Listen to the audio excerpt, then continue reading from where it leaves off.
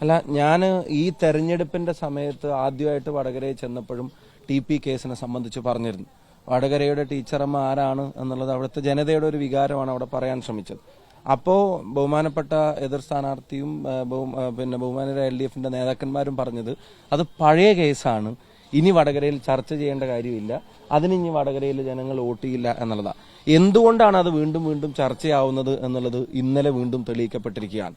അവർ കോടതി വിധി കൃത്യമായി പറയുന്നുണ്ട്. വിചാരണ കോടതി തന്നെ 20 വർഷത്തേക്ക് ഇവർക്കൊരു റെമിഷനും കൊടുക്കരുത് എന്ന് ഒബ്സർവ് ചെയ്തതിന്റെ കാരണം അവർക്കത് വിധിക്കാൻ അധികാരമില്ലാത്തതുകൊണ്ടാണ്. പക്ഷെ ഹൈക്കോടതിയിൽ വന്നപ്പോൾ വിചാരണ കോടതി ഒബ്സർവ് ചെയ്ത കാര്യം കൂടെ എടുത്തു പറഞ്ഞിട്ട് ജഡ്ജ്മെന്റിന്റെ 155-ാമത്തെ പേജിൽ കൃത്യമായി പറയുന്നു 20 വർഷം ഇവർക്ക് ഒരു റെമിഷനും കൊടുക്കരുത്, ഒരു ശിക്ഷാ ഇളവും ഇവർക്ക് കൊടുക്കരുത്.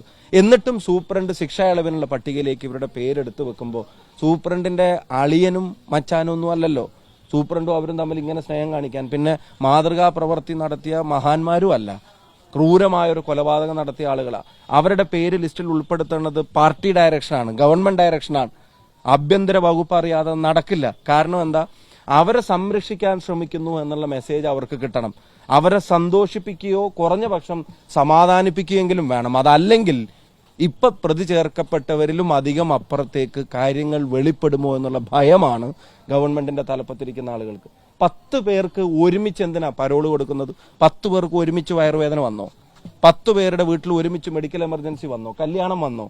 10 പ്രതികൾക്ക് ഒരുമിച്ച് കൊടുക്കുക. എന്നിട്ട് അവർ വെള്ളച്ചാട്ടത്തിന്റെ അടിയിൽ പോയി ഡാൻസ് ആണ്, പാട്ടാണ്, ഫോട്ടോ ആണ്, വീഡിയോ ആണ്. TP കൊലക്കേസിലെ പ്രതികളെ ഗവൺമെന്റ് ഓൺ ചെയ്യുന്നു, പാർട്ടി ഓൺ ചെയ്യുന്നു. തിരുത്തലുകൾ നടത്തുമെന്ന് പ്രഖ്യാപിച്ചത് ജനങ്ങൾക്ക് വേണ്ടിയുള്ള ഒന്നുമല്ല. ഇപ്പൊ ഇതാ ഓട്ടിസം ബാധിച്ച ഒരു കുട്ടിക്ക് വീടില്ലാതെ ഇത്രയും കാലം മാറി നടക്കേണ്ടി വരുന്ന അവസ്ഥക്ക് മാറ്റം വരുത്തുന്നതല്ല അവരുദ്ദേശിക്കുന്ന തിരുത്തലുകൾ വരുത്തുന്നത് ഇപ്പൊ ശിക്ഷാ ഇളവിൽ പിന്നെ ശിക്ഷയിലാണ് തിരുത്തൽ വരുത്താൻ ശ്രമിക്കുന്നത്. ജനം ആഗ്രഹിച്ച ശിക്ഷയാണ്, നിയമം അനുവദിക്കുന്ന ശിക്ഷയാണ് ബഹുമാനപ്പെട്ട കോടതി കൊടുത്തത്. അതിൽ തിരുത്താൻ ശ്രമിക്കുന്നത് ജനങ്ങളോടുള്ള വെല്ലുവിളിയാണ്, നിയമ സംവിധാനങ്ങളോടുള്ള വെല്ലുവിളിയാണ്. ഇത് CPMന്റെ സാധാരണ പ്രവർത്തകൻ പോലും അംഗീകരിക്കില്ല. വോട്ട് ചോദിക്കാനും കൊടി പിടിക്കാനും പോസ്റ്റർ ഒട്ടിക്കാനും ആളുകളെ കണ്ട് വോട്ട് ചോദിക്കുമ്പോൾ ഇതിനൊക്കെ ന്യായീകരണം പറയാനും വേണ്ടി വരുന്ന സാധാരണ പാർട്ടി പ്രവർത്തകൻ അംഗീകരിക്കുന്ന തിരുത്തലല്ല.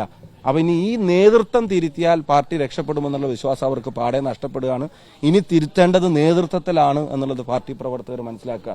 ഇതിന് നേതൃത്വം നൽകുന്നവരെ മാറ്റലായിരിക്കും ഇനി അവർക്ക് വേണ്ടി വരുന്ന തിരുത്തൽ. അത് പറയേണ്ടത് അവരാണ്.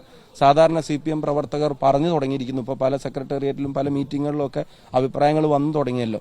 അവർ കുറച്ചും കൂടെ ധൈര്യത്തോടെ ഇനി പറയുന്ന സാഹചര്യം ഉണ്ടാവും.